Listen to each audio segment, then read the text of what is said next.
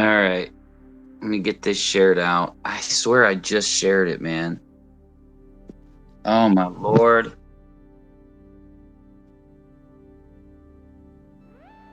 I was waiting for it to share with a tweet and it didn't. So I shared it myself. As soon as I came back in, it said share with a tweet. I'm not going to wait for this Twitter space to get all connected and together and shared because I just did a Twitter space before this. So I don't have to do that now. But, it's kind of funny because in that last Twitter space I was talking about, people that use lies being emboldened and why. I'm not going to go into it, but the answer was censorship and the way we've been censored. It's allowed people like Molly Golightly and the fraudsters and the scammers to get a lot of attention, and it's allowed them to do what they're doing.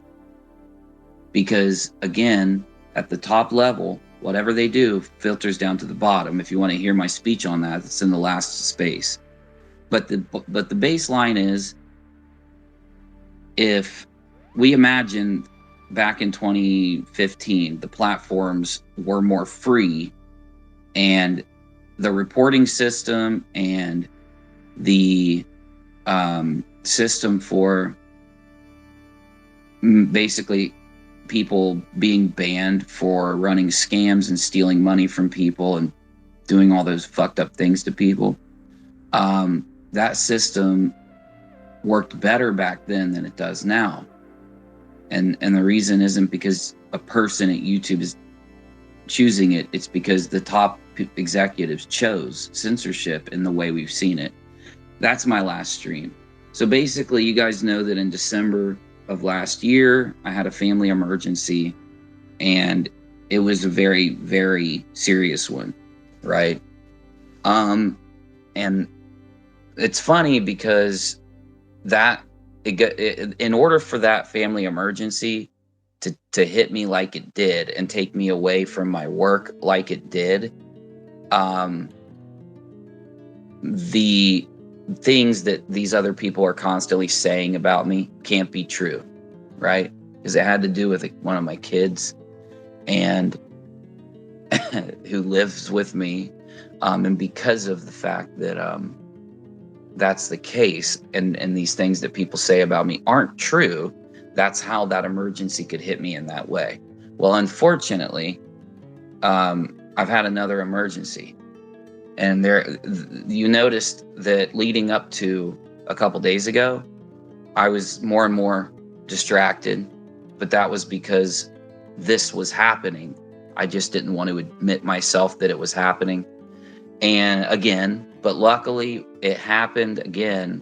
And because it happened before, there's already a plan in motion to handle it. So it's not going to affect me like it did last time. Now that there is already an established system in place for what to do with this happening, luckily, I'm only going to have some minor distractions that are going to be very short and very handled, that are going to be sporadic over the next month, but it won't be a thing where it takes me away from anything or any of that. But I am pretty traumatized again. I don't want to have to admit that, but I do have to admit that. And it's not, I want to be able to say that it's easier the second time. It's not easier. It's worse. I'm not desensitized or whatever you'd say. So anyway, it's not gonna take me away from work this time. So I don't have to worry about that. But yeah, I'm probably going to be depressed for a couple weeks. There's nothing I can do about it. If I wasn't, then I wouldn't be human. I wouldn't care, right? So, but anyway, it's definitely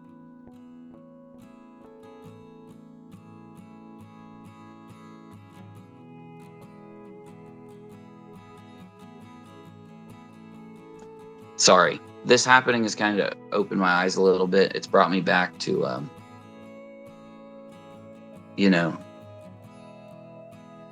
center a little. Like, I'm looking at the way I handled the last fraud raiser, and I'm saying to myself, I was wrong. There's a reason that we blow up. My content will blow up when I'm making a lot of jokes and a lot of memes and I'm dunking on people because they deserve it. And I'm doing it in a funny, non-insulting, really silly way. So I can't get censored for it. I shouldn't be. I'm allowed to joke on people, especially people that deserve it, right? You're allowed to joke on anybody, especially the people doing what they've been doing. So anyway, it's really helped me focus that that's all we need to be doing is laughing at these people and reporting the worst ones, the ones that are doing what Molly's doing. And yeah, I've been taken away from the reporting for 2 days. That's no big deal. We can go right back to it.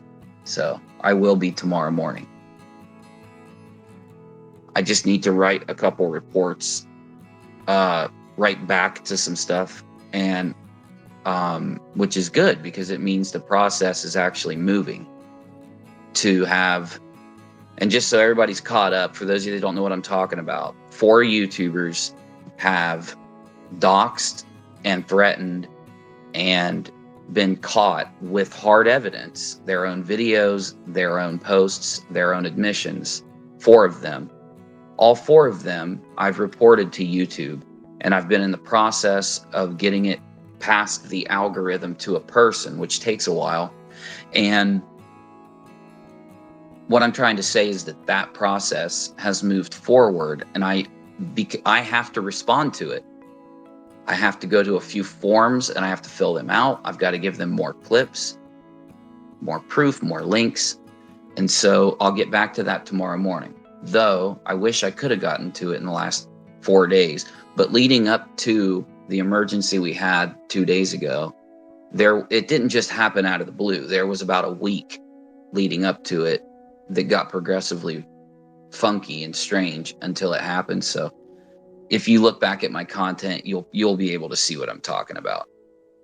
Now, the point is, we're going to roll back into things tonight, and we should just be able to pick up without a hitch. Honestly, now that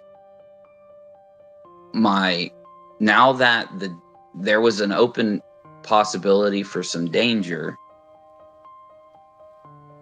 in the last few months, that possibility was 0 up until about a week and a half ago.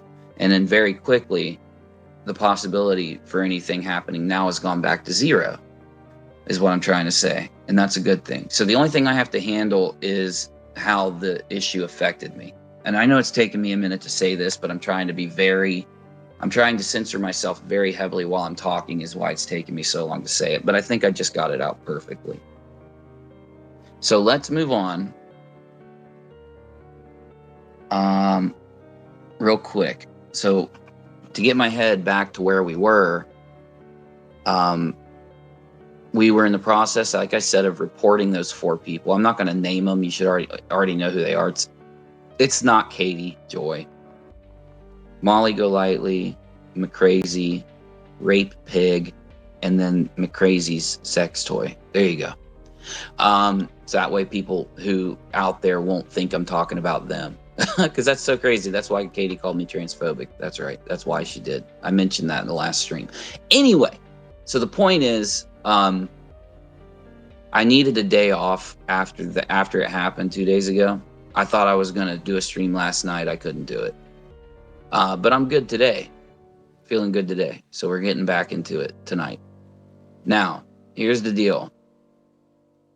They don't deserve any thing less than just dunking on them and laughing our asses off at them.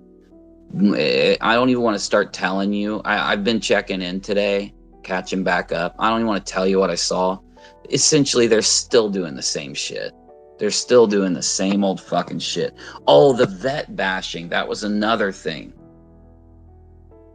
It's funny because one of the people that I had to report tried to say that I should let them meet me at the VA in Columbus.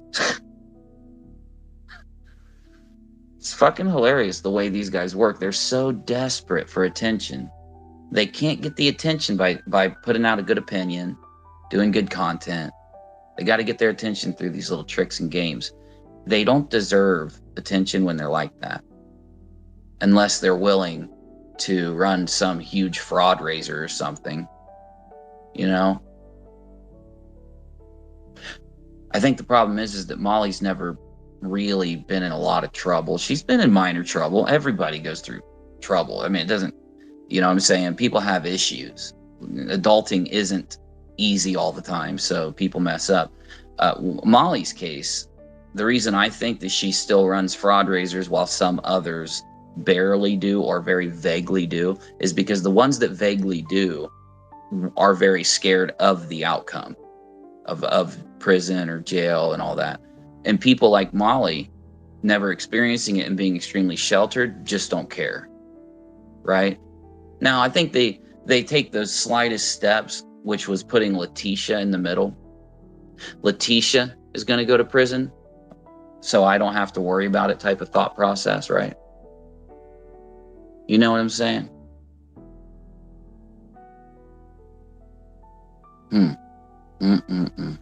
Anyway, so we're going to stream later. I'm going to jump in Discord. It's going to take me a couple hours of talking with everybody just to get my head caught up, get me in that zone. And then I'm going to jump into a couple hours of streaming or whatever. I was going to do some video production today. I'm not going to. I'm going to do it after I respond to reports tomorrow. Though, I think I got everything out there. So if anyone, for the people out there who actually care, which I know is the majority of all of you that listen, I just know there are a few people that don't. Things are okay. Things are actually good. I'm really thankful. You know, I was very scared and shocked at the real possibility that I was going to lose a family member. Again, I had to deal with watching blood and just nasty things around me again, which always shakes me up for a while because of my PTSD and stuff like that. But, you know,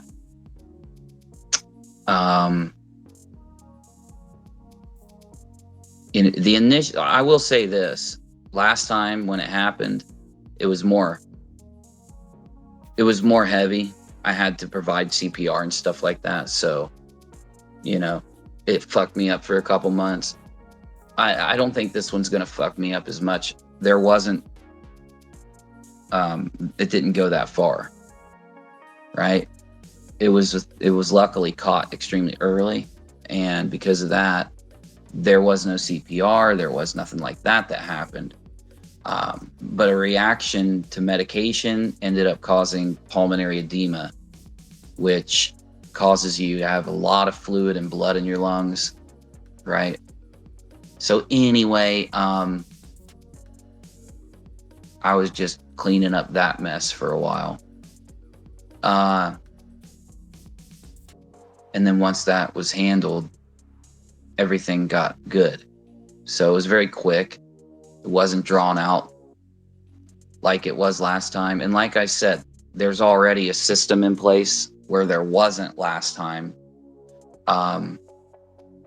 So I don't have to be in fear of what's going to happen or worried about it. Like, it's very comforting.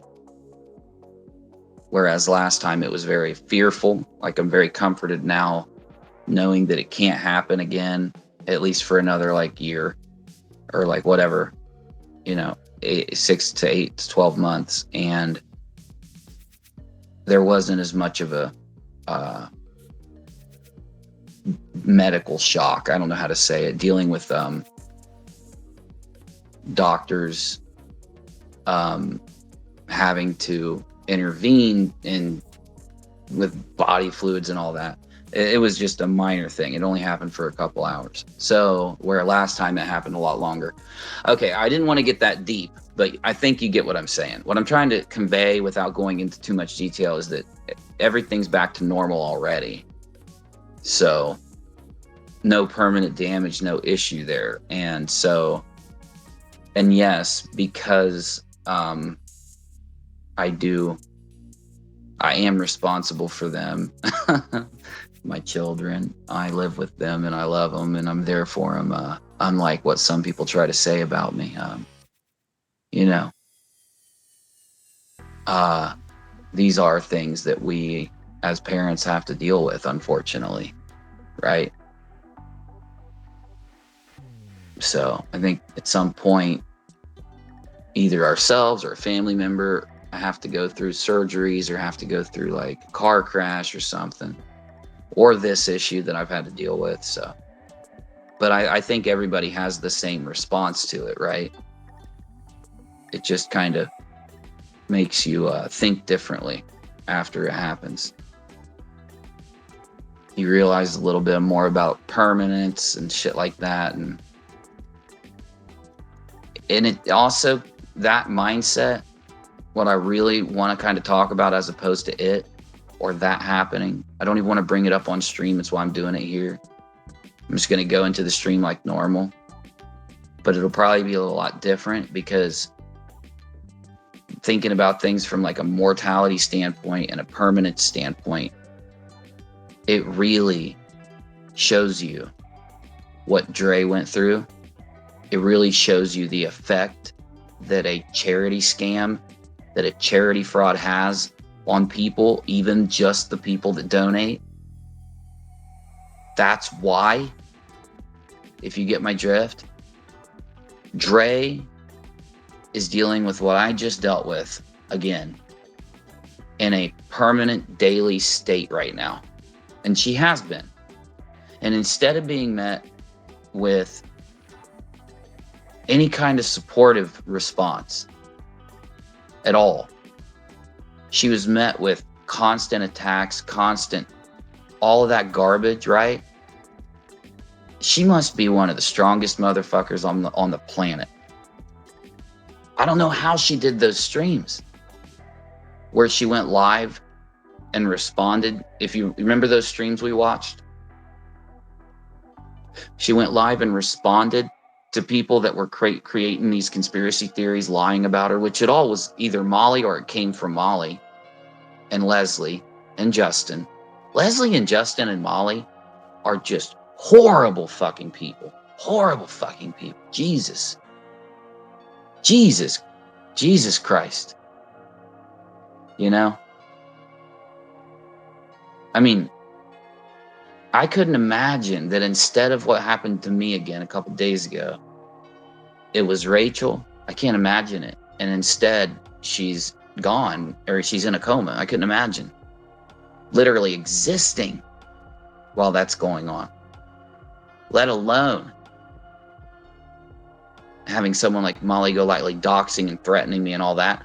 And then for people to say, well, Dre shouldn't have been scared. What do you fucking mean? All she knows is that there are weird fucking people threatening and stalking her. I'm going to tell you now, for Molly to act like, and for Leslie and Justin to act like Dre, and Katie to act like Dre was watching their stuff within the first fucking 3 to 6 to 9 months of this happening. You just aren't in mindset to do anything else. You can't hear anything. You can't see anything. All you can think about is your family member and why you can't help them, why you can't switch places with them, why you can't do something. It's the powerlessness, right?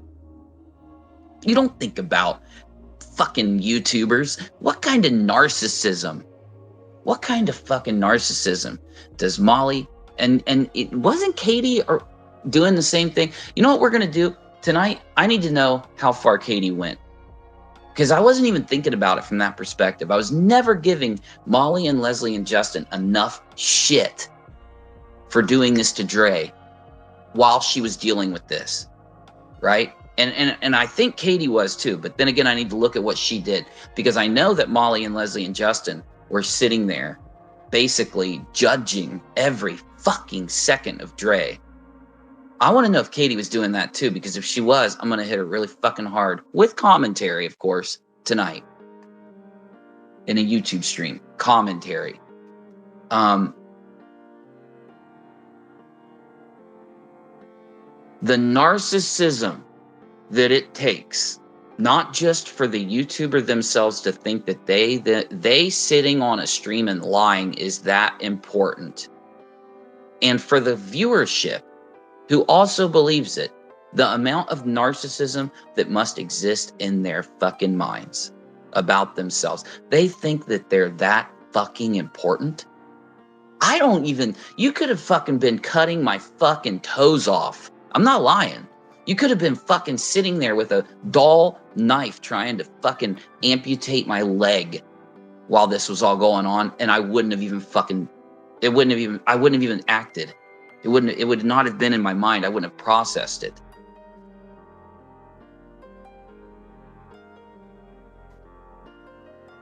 To think, that's the lack of empathy. It is a lack of empathy. It's a real and a tangible non-existence of empathy from the viewership that supported it. The direct hateful stuff, not the whole thing, but, and the people doing it, the YouTubers doing it, the people that backed, because I know a lot of the viewership didn't see those points. A lot of people worked, took care of family, were doing other things, and when they tuned in, they didn't see that because it was a minor part of the content. But for the people that sat there and egged that on, and those YouTubers, God forbid, because it will. Oh, it's coming. It's a fucking factor of life. It is a factor of us being mortal. So it's going to come in some form someday. And Jesus, thinking about the ones that had experienced it, that let themselves sit there and do this. Because I know Katie's experienced it with her son. And I know Leslie's experienced it. So, I mean, for the people that hadn't, it's almost like you initially give them an excuse in your mind. Because you say to yourself, you change after these events. So since they haven't changed after an event like that, maybe that's why they're so callous and heartless. Do you know how narcissistic and callous and heartless Leslie Bass and Katie Joy have to be? Now, again, I shouldn't say that about Katie yet, because I need to check how far Katie went with the very disgusting stuff, like how they attacked. Did she attack Dre? Or did she just report what was going on with Dre, reporting she goes, well, Katie will do that. You know? She feels it. And again, it doesn't take away the responsibility or just the judgment of how shitty it is. But reporting it from a factual standpoint, I don't believe there is any judgment. So what I mean is, if I was to go in and tell you that people are doing this to Dre, no judgment. If I'm going to tell you that people are cooking up this conspiracy and we're going to debunk it, no judgment. So if that's how she hit it, no judgment. If you're going to go in there and make judgments on Dre based off of information, massive judgment. If you're going to hit and attack Dre and lie on Dre, it's not even a massive judgment. It's a fucking for people that have experienced it, then to do that, it's a evil. It is an evil. It is wrong. It's just, it's not even a moral or an ethical judgment. I got to stop giving certain people any response. People will say, hey, respond to this. You know why you don't respond to the most dumbest, most dishonest kind of takes that people make against you?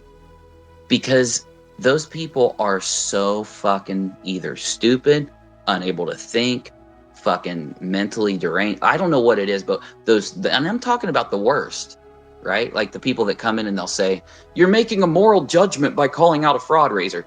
That kind of thing is so off the rails. Ridiculous. That's why it doesn't deserve a judgment, right? But getting back to what I was saying, I'll be live tonight, and don't expect Mr. Nice Unirock. Don't expect me to be my normal, and only normal as in how we've handled this last fraud raiser. Now, I was doing that, of course, in the beginning, because I feel not that you can't commentate and that you can't commentate honestly. I feel, though, that in the initial, I'm gonna sneeze, in the initial phases of a tragedy like that Dre experiences, there should be, if you're going to tell yourself that you've got a conspiracy you're going to cook up, or you're going to come at her with something or whatever it is, you should handle it lightly in the beginning due to the effect of the tragedy. And then based on the level of the tragedy, you have to make a decision for how long you're going to chill and allow that person to get into a normal state of mind before you head in and start that thing, right? Now, that doesn't apply to factual reporting. It applies to trying to make a judgment and trying to tell people how to think about what's going on. You get me? So, anyway, in the end, I'm saying that enough time has gone by now with the Marvon story that we can talk about this whole thing, and we can meme out, we can joke, we can be our normal kind of content. There's been enough time, and we're not even directly criticizing Dre, but there's been enough time now that some, the thing that you're doing by waiting in those types of tragedies is a factor dependent on that initial shock. And why that is when you are in that initial shock, and that initial shock is there based on a family member either being injured or passing. So you give them about the same effect you would if you just say, okay, the person is very likely to pass. We're just going to treat this as if the person's passed, but they haven't had time to grieve on it. So the point is, after the grieving starts, there's a period of time where you want to let this thing calm down so that you're respecting what happened before you talk about it. And that's all I'm trying to say. That has passed. It's been months. So yeah. Okay. I think I've said it to the point I need to say it. So make sure you follow Unirock 2 Rock a Lot with the bell on, and at Unirock TV on Twitter. Now that Elon Musk has bought Twitter, even though I've given Twitter about a week where I haven't touched it much, I might have you can count the tweets I've done other than today in the last week. Test me on it. You're going to see what I'm saying. I took a large break from Twitter. Now that Elon's purchased it, and if you listen to my last scope, I talked about how I've already seen a change in Twitter since Elon purchased it. He's definitely made changes for the good. I'm going to keep streaming to Twitter, and I'm going to keep using Twitter as an alternative platform of YouTube and TikTok for short stuff, YouTube Shorts and TikTok for short stuff. So follow me there. And then I've gotten an offer for a couple sites like Locals, Rumble, and Storyfire. I have an appointment, or I have to respond and set up an appointment with one of them on the PC. So I haven't done it yet. So I'll let you know where those will be when I get into them. But also, of course, the last thing, paypal.me/Unirock if you want to support us. I'll schedule the stream after I talk to to my team. In about an hour or two, I'll schedule the stream. So that'll be before 7 to 8. It'll be scheduled before then. Got to eat dinner, and then we'll go in heavy. We're going to go in heavy. There's no time. These people don't deserve the time. That's the thing you got to remember. You only have a certain amount of time. That's why you don't respond to the dumbest and to the most ignorant people out there, just lying, the dishonesty. Your little bit of time shouldn't be cut there, unless it has to be, unless it's the focal point of a story. And the time we spend on a story, Letitia should have had 2 weeks. Nobody looks at that and says that anymore. They act like everybody should just have an infinite amount of time. Well, I don't care if it takes me 6 months to be able to show you that I spent the money in the right spot. You're not going to show it in a week, let alone 6 months. You don't have any respect for other human beings. You're an evil, callous, cold person who uses everybody around you in their worst moments, in their worst tragedies, when they're not thinking straight, when they're not even themselves, when their mind is on something else. And the problem is, those evil, callous people, their minds will never be on someone else, even in those worst tragedies, even in those worst experiences, right? Because empathy doesn't exist for them. Somehow, it needs to be looked at by psychologists. There is an effect of narcissism on the internet due to how the internet takes you physically away. It allows narcissists to deal with each other and have a benefit by that dealership, by that dealing. And that doesn't happen in real life because narcissists have such a limited scope in the physical world. You can only interact with a couple people at a time. And so narcissists have to be extremely possessive in the real world. There is a different effect psychologically online when it comes to narcissists and psychopaths, where instead of them having the characteristic of pushing away other narcissists so that they can reign their domain on their territory on the internet, I've seen too many examples of this.